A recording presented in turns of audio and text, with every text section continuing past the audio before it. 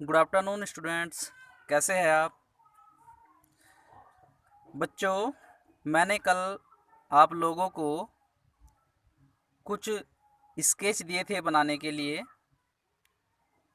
मुझे उम्मीद है कि आप लोगों ने उन्हें अच्छे से समझा होगा और प्रैक्टिस की होगी। तो चलिए, आज मैं आप लोगों को रंगों की पहचान के बारे में बताऊंगा। रंग रंग क्या है?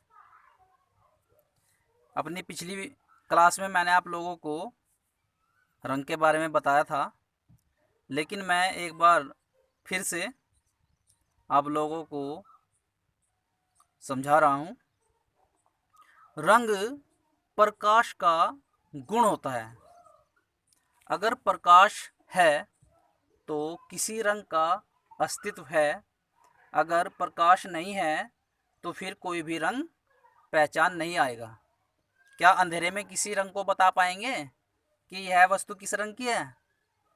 नहीं ना। तो इसलिए रंग जो है वह प्रकाश का गुण है। प्रकाश है तो रंग है, अगर प्रकाश नहीं है तो रंग भी नहीं है।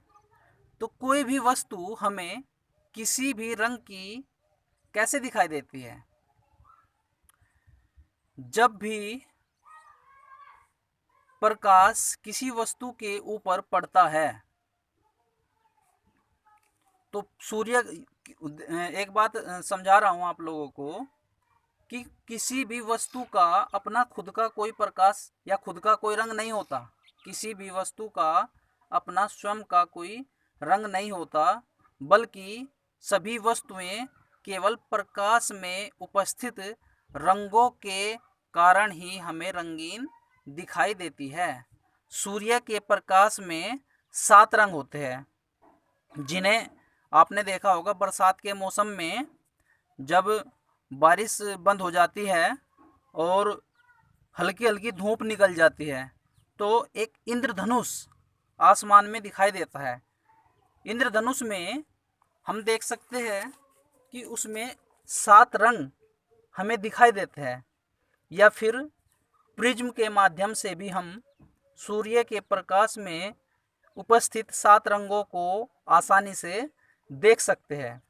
उन रंगों का जो क्रम होता है उसे हम, ये शॉर्ट ट्रिक होती है, VIBGYOR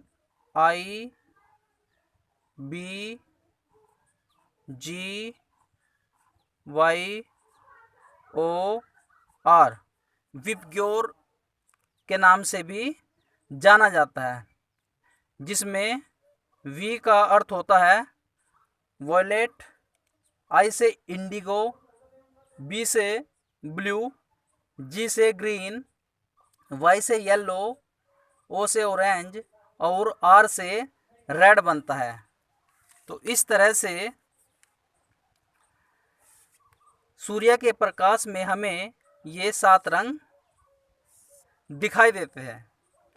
तो जब भी सूर्य का प्रकाश किसी वस्तु के ऊपर पड़ता है, जैसे मैं आप लोगों को समझाने की कोशिश करूंगा।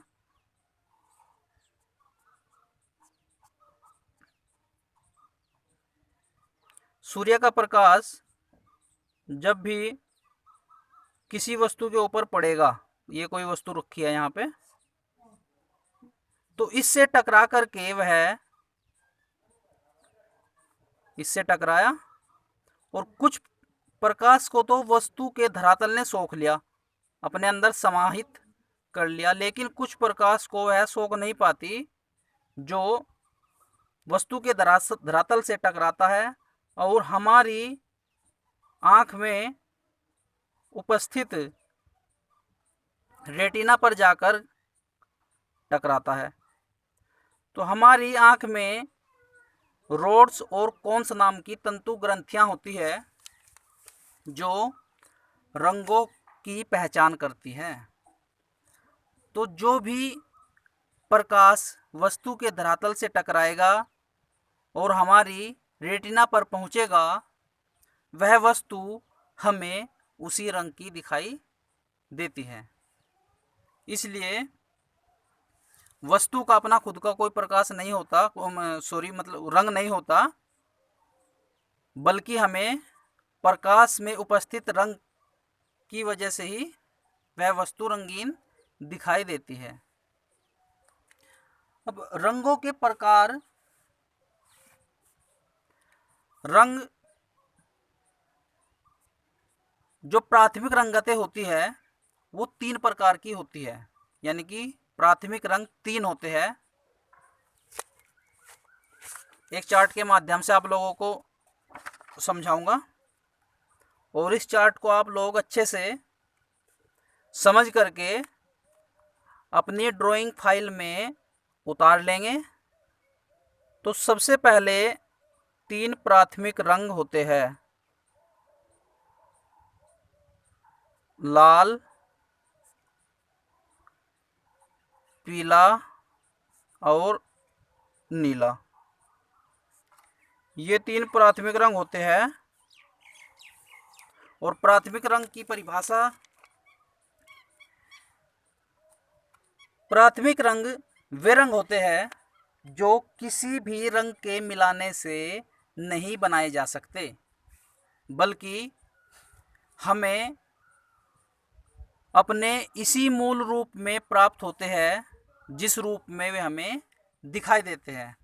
लाल, पीला और नीला, इन तीनों रंगों को हम किसी भी रंग के मिलाने से नहीं बना सकते, इसलिए यह तीनों रंग प्राथमिक रंग कहलाते हैं। बाकी सभी रंगतें जो होती है वह इन्हीं रंगों को आपस में मिलाकर के बनाई जाती है। आइए बात करते हैं सेकेंडरी कलर्स की या द्वितीय रंगतें। द्वितीय रंगतों को गौण रंग भी कहते हैं। तो किन्हीं 2 प्राथमिक रंगों को मिलाने से जो रंग बनता है वह द्वितीय रंग कहलाता है। 3 प्राथमिक रंग हो गए, लाल, पीला, नीला। अब इन तीनों रंगों को बारी बारी से 2 रंग आपस में मिलाकर के हम देखेंगे तो जो तीसरा रंग हमें प्राप्त होगा वह द्वितीय रंग कहलाएगा। जैसे लाल और पीले को मिलाने से नारंगी बनेगा,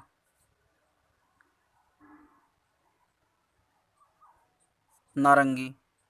पीले और नीले को मिलाने से हरा बनेगा। लाल और नीले को मिलाने से बैंगनी बनता है। इस प्रकार से नारंगी, हरा और बैंगनी ये द्वितीय रंग कहलाते हैं। तो प्राथमिक रंग लाल, पीला और नीला, ये 3 प्राथमिक रंग होते हैं। और नारंगी, हरा और बैंगनी ये 3 द्वितीय रंग होते हैं। तो किन्हीं 2 प्राथमिक रंगों को मिलाने से द्वितीय रंग बनता है। अब होती है मध्यमा रंगतें।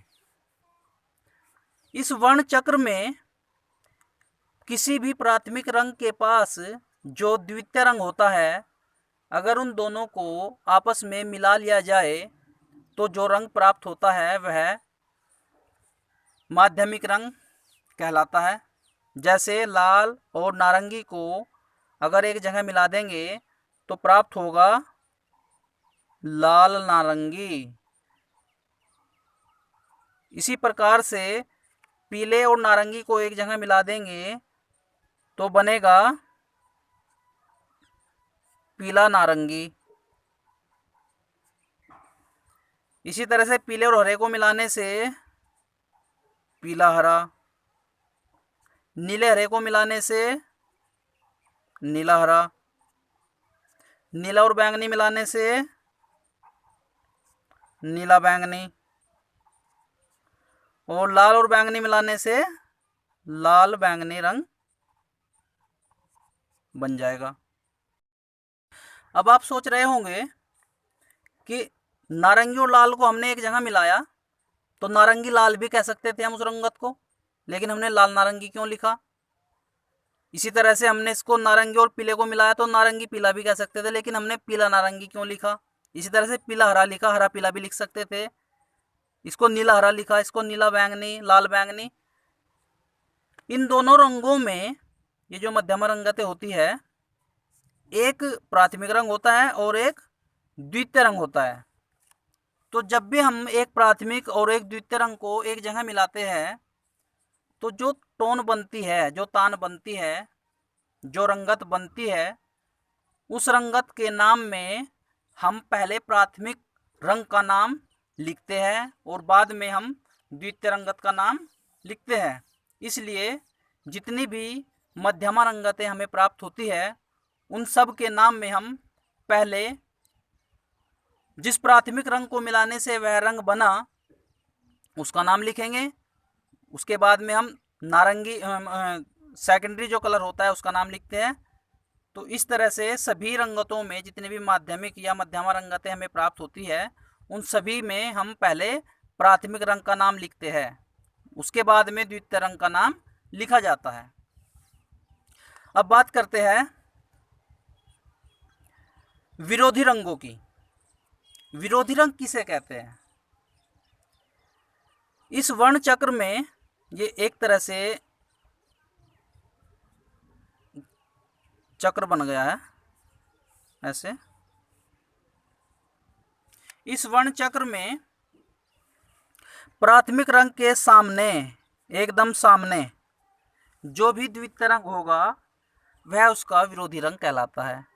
जैसे लाल प्राथमिक रंग है और इसके सामने जो द्वितीय रंग है वह हरा है तो लाल का विरोधी हरा हो जाएगा। इसी तरह से पीला प्राथमिक रंग है और इसके एकदम से सामने जो रंग है वह बैंगनी है तो पीले का विरोधी बैंगनी हो जाएगा या फिर बैंगनी का विरोधी पीला हो जाएगा। दोनों को या तो इसका विरोधी है या फिर इसका विरोधी है, एक ही बात है। इसी तरह से नीले के सामने जो द्वितीय रंग है वह उसका विरोधी हो जाएगा नारंगी। तो इस प्रकार से हम लाल का विरोधी हरा, पीले का बैंगनी और नीले का नारंगी, इस वर्ण चक्र को अगर हम अच्छे से समझ लेंगे तो फिर हम प्राथमिक रंगतें, द्वितीय रंगतें, विरोधी रंगतें, ठंडी या गर्म रंगतें, किसी भी तरह की रंगतों को आसानी से बता सकते हैं। गर्म रंगतें कौन सी होती है और ठंडी रंगतें कौन सी होती है? सूर्य जब भी उगता है या फिर अस्त होता है तो सूर्य का जो रंग होता है वह कैसा होता है? लाल होता है। इसलिए लाल रंग को मिलाने से जो भी रंग बनते हैं, या फिर ऐसा कह सकते हैं कि जिन रंगों में लाल रंग का प्रभाव होता है वे सभी रंग गर्म रंग होते हैं और जिन रंगों में नीले या हरे रंग का प्रभाव होता है वे सभी रंगतें ठंडी रंगतें होती हैं। तो इस वर्ण चक्र में एक साइड की रंगतें गर्म होती है और दूसरे साइड की, जिधर हरा और नीला होता है, उधर की रंगतें ठंडी होती है। लाल, लाल नारंगी, नारंगी, पीला नारंगी, पीला, ये सब रंगतें यहाँ तक गर्म रंगतें हैं और लाल बैंगनी से लेकर के यहाँ से लेकर के यहाँ तक ये सब गर्म रंगतें हैं और बैंगनी से लेकर के पीले हरे तक, यहाँ तक ये सब ठंडी रंगतें हैं। जिन रंगों में लाल रंग का प्रभाव है, लाल नारंगी में लाल रंग का प्रभाव होता है, पीला और नारंगी मिलाएंगे तो इसमें भी लाल रंग है, पीले तक भी पीला रंग भी लाइट होता है, तो इसलिए ये सब गर्म रंगतें होती है। लेकिन जिन रंगों में नीला और हरे का प्रभाव आना शुरू हो जाता है वे सभी रंगतें ठंडी रंगतें होती है। लेकिन बैंगनी रंग एक ऐसा रंग होता है जिसमें दो विरोधी रंग, लाल गर्म होता है और नीला ठंडा होता है, तो दो विरोधी रंग एक साथ मिले होते हैं, इसलिए बैंगनी रंग को हम दोनों रंगों की श्रेणी में रखते हैं। लेकिन कैसे रखेंगे दोनों रंगों की श्रेणी में? अगर बैंगनी रंग में लाल की मात्रा अधिक होगी तो वह लाल बैंगनी कहलाएगा, जो गर्म प्रभाव देगा, और अगर नीले की मात्रा अधिक होगी तो वह नीला बैंगनी कहलाएगा, जो ठंडा प्रभाव देगा। इसलिए लाल रंग के मिश्रण से बनने वाले सभी रंग गर्म होते हैं और नीले या हरे रंग के मिश्रण से बनने वाले सभी रंग ठंडे होते हैं। लाल रंग जो होते हैं हमारी आँखों के लिए बहुत नुकसानदायक होते हैं। अगर गर्म रंगों को हम बहुत देर तक देखते रहेंगे तो हमारी आँखों के लिए नुकसानदायक होगा, हमारी आँखों में दुखन होगी, थकावट होगी। इसके विपरीत ठंडी रंगतें हमारी आँखों के लिए बहुत शांति देने वाली होती हैं। हमारी आँखों को बहुत सुकून मिलता है ठंडी रंगतें देखने से। अब बात करते हैं तटस्थ या उदासीन रंगतें। तटस्थ या उदासीन, जिन रंगों को या जिन रंगतों को मिला करके हम किसी भी रंग के प्रभाव को गहरा करते हैं या फिर हल्का करते हैं, वे रंगतें तटस्थ या उदासीन रंगतें कहलाती है। जैसे किसी भी रंग को अगर हमें गहरा करना है तो उसमें हम काला मिला देंगे थोड़ा सा, और अगर किसी भी रंग को हमें हल्का करना है तो हम उसमें सफ़ेद मिला देंगे। तो काला और सफ़ेद ये दोनों रंगों को की श्रेणी में नहीं आते, हम इन्हें रंग नहीं मानते। केवल इनका काम किसी भी रंग के प्रभाव को कम या ज़्यादा करना होता है, गहरा या हल्का करना होता है। इसलिए इन दोनों रंगतों को हम तटस्थ या उदासीन रंगतें कहते हैं। किसी भी रंग की शेड, किसी भी रंग के गहरेपन को हम शेड कहते हैं।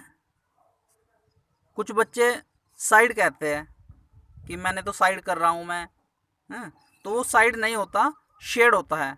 शेड का मतलब गहरापन, किसी भी रंग का गहरापन। और अगर किसी रंग में हम सफ़ेद मिला देंगे तो वह रंग हल्का हो जाएगा, तो रंग के हल्केपन को हम टिंट कहते हैं। तो शेड और टिंट ये गहरेपन और हल्केपन को कहा जाता है। तो काला और सफ़ेद तटस्थ या उदासीन होते हैं, इन्हें हम रंग नहीं मानते। रंग जो होते हैं वे ऊपर मैंने चक्र में बताया आप लोगों को, 3 प्राथमिक रंग होते हैं, लाल, पीला और नीला।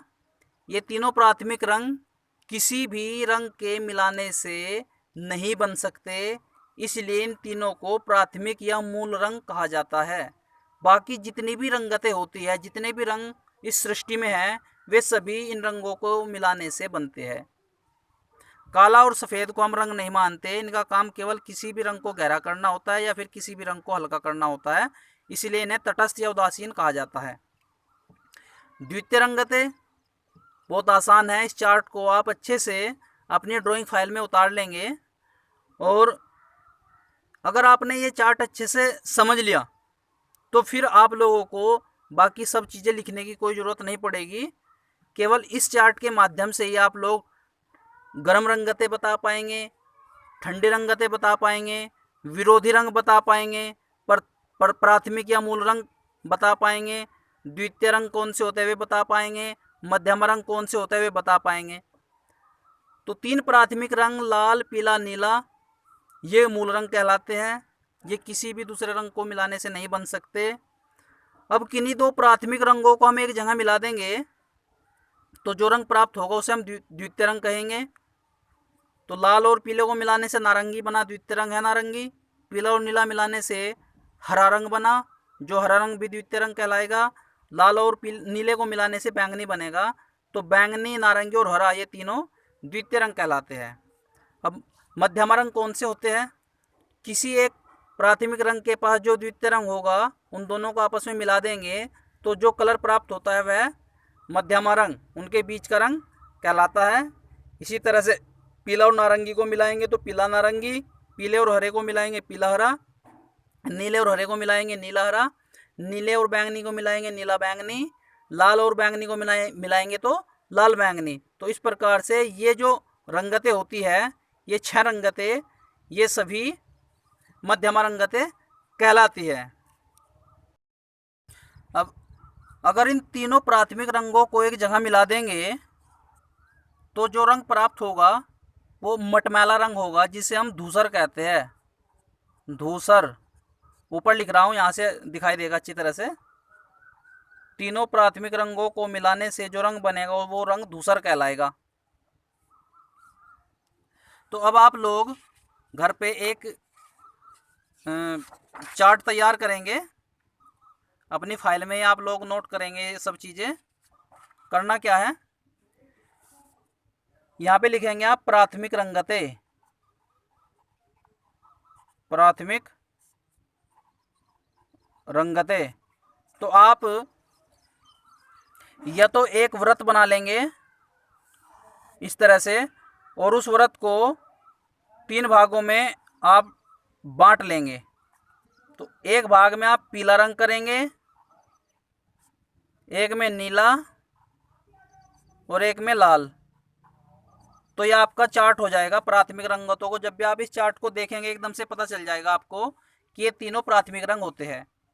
अब गौण रंग, गौण या द्वितीय रंगतें ये कौन कौन सी होती है? तो आपको करना क्या है, किन्हीं 2 प्राथमिक रंगों को मिलाने से जो रंगतें बनती है वे सभी द्वितीय रंगतें कहलाती है। जैसे पीला और नीला आपने एक जगह मिलाया तो बन गया हरा। इसी तरह से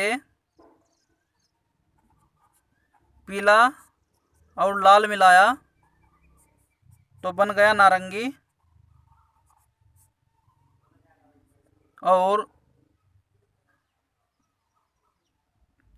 लाल प्लस नीला मिलाया तो बन गया बैंगनी। तो आप लोगों को क्या करना है, इस तरह से तो आप लिखेंगे ही, साथ ही साथ उनके नीचे आप एक वृत्त बनाएंगे जिसमें आपको पीला रंग करना है, फिर दूसरा वृत्त नीले के नीचे बनाएंगे, इसमें नीला रंग करना है, और फिर दोनों को मिलाने से जो रंग बनेगा आपको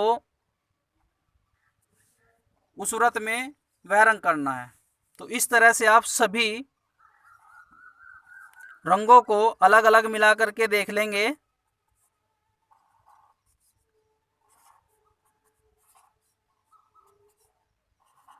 तो इस तरह से आप लोगों के पास 2 प्राथमिक रंगों को मिलाने से जो तीसरा रंग बनेगा वह द्वितीय रंग प्राप्त हो जाएगा। तो हरा, नारंगी और बैंगनी ये तीनों द्वितीय रंग होते हैं। 3 ही प्राथमिक रंग होते हैं। प्राथमिक रंगों की संख्या भी 3 होती है और द्वितीय रंगों की संख्या भी 3 होती है।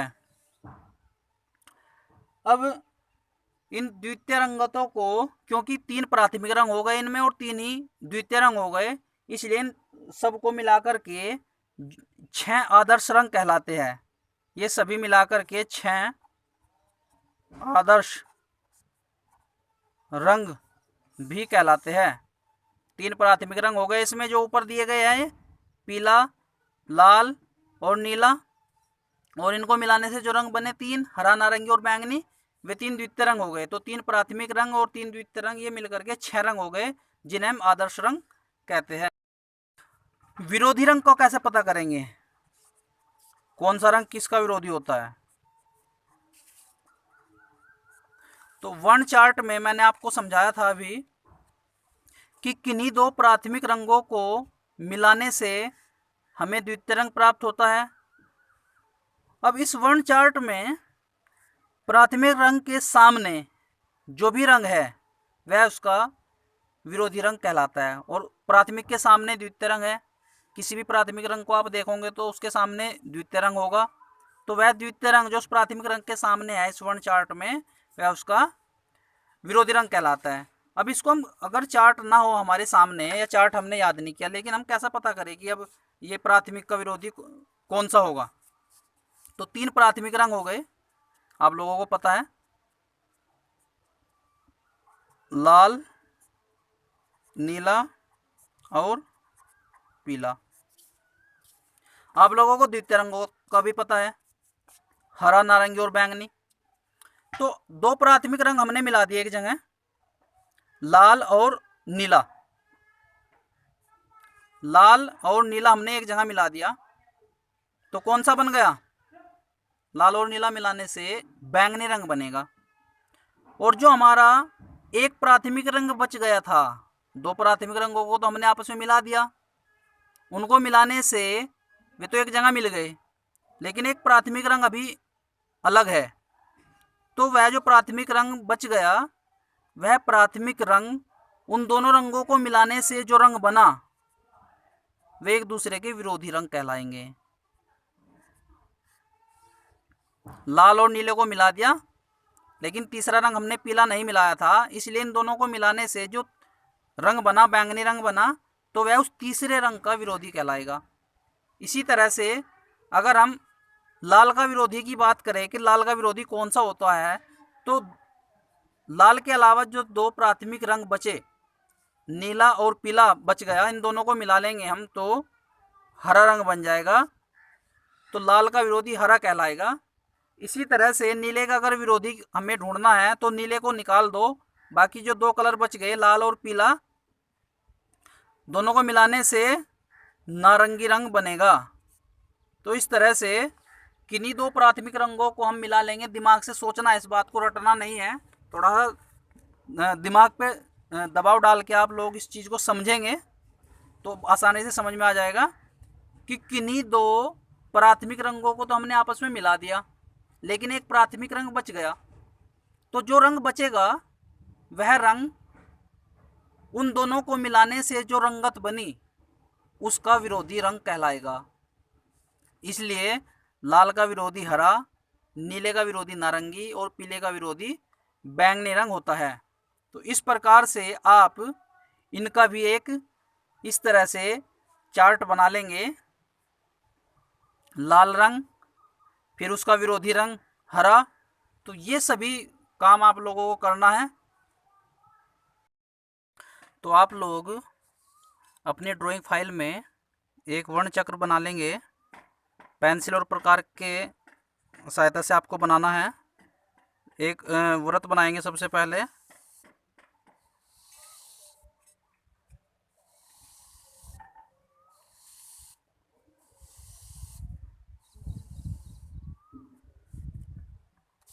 इस तरह से, और इसमें आपको प्राथमिक रंग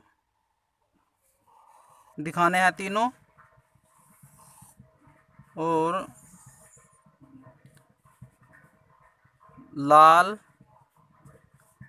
नीला, पीला। ये लाइन जो है इन वृत्त के बीच में आ रही, ये साफ कर लेंगे। अब किन्हीं दो प्राथमिक रंगों को मिलाने से जो तीसरा रंग बनेगा, उसे आप यहाँ पे दिखा लेंगे इस तरह से। लाल और नीले को मिलाया तो बैंगनी बन गया,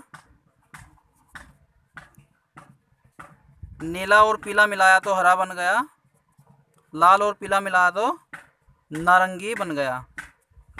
इस तरह से आप बहुत अच्छे से सफाई के साथ में ये वर्ण चक्र बनाएंगे। तीनों प्राथमिक रंगों को एक त्रिभुज के द्वारा आप इस तरह से दिखाएंगे। इसी तरह से तीनों द्वितीय रंगों को आप दूसरे त्रिभुज की सहायता से ऐसे दिखा देंगे। अब तीनों प्राथमिक रंगों को एक जगह मिलाने से जो रंग बनता है वो मटमैला कलर, उसे धूसर रंग कहते हैं। तो इस तरह से आप वर्ण चक्र बना लेंगे। इस वर्ण चक्र में अब प्राथमिक रंग और द्वितीय रंग के बीच का जो रंग होता है, जो मध्यमा कलर होता है, उसे हम यहाँ पे लिख लेंगे। लाल बैंगनी, नीला बैंगनी, नीला हरा, पीला हरा,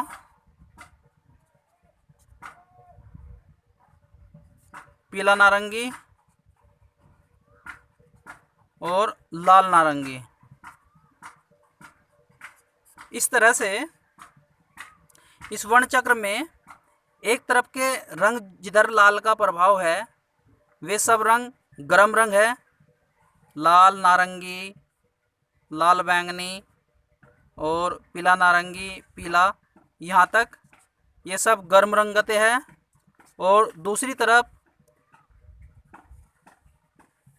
बैंगनी से लेकर के पीले हरे तक ये सभी ठंडी रंगते हैं।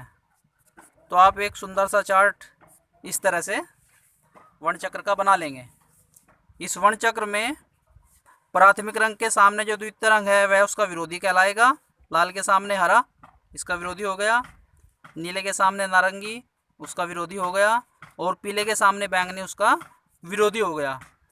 तो प्राथमिक रंगते भी, द्वितीय रंगते भी, मध्यमा रंगते भी, ठंडे और गर्म रंगते भी, ये सब रंगते आप इस चार्ट के माध्यम से आसानी से याद कर पाएंगे।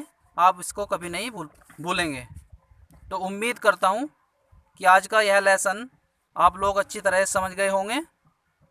और जो भी काम दिया जाता है आप लोगों को घर से आप उसको अच्छी तरह से करें और मुझे अपना वर्क दिखाते रहे।